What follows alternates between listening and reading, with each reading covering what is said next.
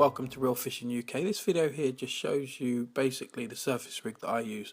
I mean, you can change it. These are the components I use, but obviously you can pick your own components, different brands or whatnot, but these are the ones I tend to go with and have most success on. Basically, I've got a Nash Bolt Machine, like this controller. This is the newer model.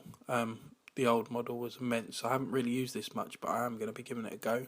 Then if I'm going to put a hook on rather than an actual bug or something like that, then I'll choose these Fang Uni size 10s. They're really small, really sharp, deadly, so I'd either hook a plastic on them or do a hair, but this is my chosen hook bait.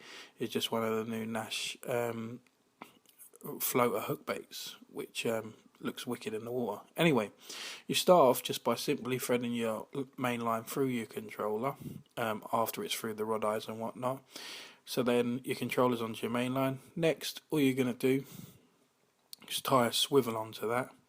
I like to use a grinner knot, and you can use a Panama knot if you want as well, or any knot really, as long as you're comfortable with it holding and whatnot, and you know it's going to hold, then you can use what knot you like here really. Just one tip, obviously, when you're tying knots, make sure you moist them down with your saliva or a little bit of water or whatever you choose to do that with, just so it makes the knot go down nice and smoothly and doesn't rub and burn.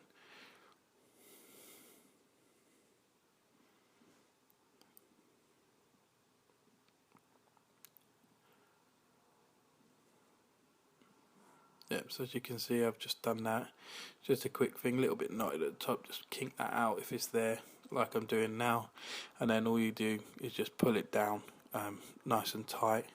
And once you pull it down nice and tight, you should get a nice neat knot at the end like this.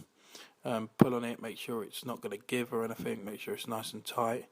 And then once that's done, all you've got to do with these ones, or if you've got a float similar to this, is just pull it in. They've normally got a little bit of plastic that holds it in place. That acts as the self-hooking really, so rather than striking on the top, you start to see the controller go. Once you put that in there, it acts as a bolt. Once the fish has got the bait in its mouth and pulls, it just acts as a little strike, mimics a strike, and then the fish should technically hook itself without having to strike into it. We've all been there before where we're fishing on the top and we end up striking and just pulling it out of its mouth, so this just helps with that a bit, so it takes away the need for striking in the first instance.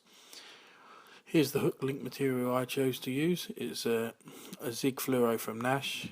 Basically I'd normally hold my arms out and do an arm's length, so probably about 1 metre, but I've just done it a bit shorter to show you here. So I've trimmed that off next, and obviously I'm going with a Nash floater hook bait here, but at this stage you could use your hook and tie with a knotless knot and have a hair or not a hair and put a plastic bait on. But again, I've just tied again with the grinner knot, and I'm going to just snip the tag end once I've tied that, and there you have it. So I've just tied that again with a grinner. You can use a different knot if you wish, that doesn't matter, just make sure it's nice and tight and holding. And again here I'm going to use the grinner again just to tie that then onto my controller at the desired length I want again. And what I'll do once I've done that, just work it all down, make sure it's nice and tight and not going to give.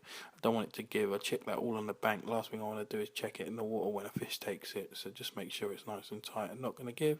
Snip my tack end, and yeah, that's it. That's basically ready to go.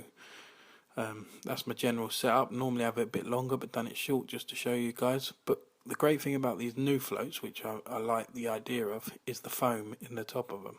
Basically all that's for, it does a purpose. It's not just a sight stop. What you can do is you can glug it up with your desired flavours. So you can glug it up in a glug or a scent or whatever you want really.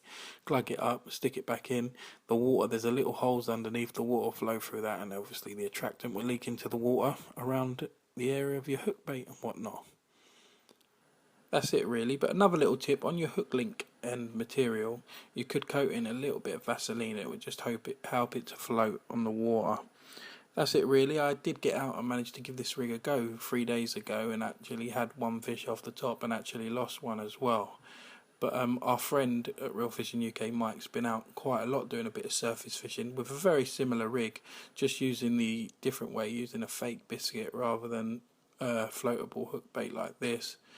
kind of fly thing, he's been using a mini mixer or a mini tiger nut and just threading it through the hook, and showing the hook point, and he's done really well. I mean, he's used a bobble float as well, and he's managed probably, I don't know, six sessions, 5-hour sessions around his shift work, and he's well, as you're about to see, he's done really well. So take a look at this, just showing the fish I had 3 days ago, and also the fish that Mike's had over the past 4 weeks, and a little competition for you to get your hands on one of these new Nash Bolt machines. So good luck, and hopefully see you again soon.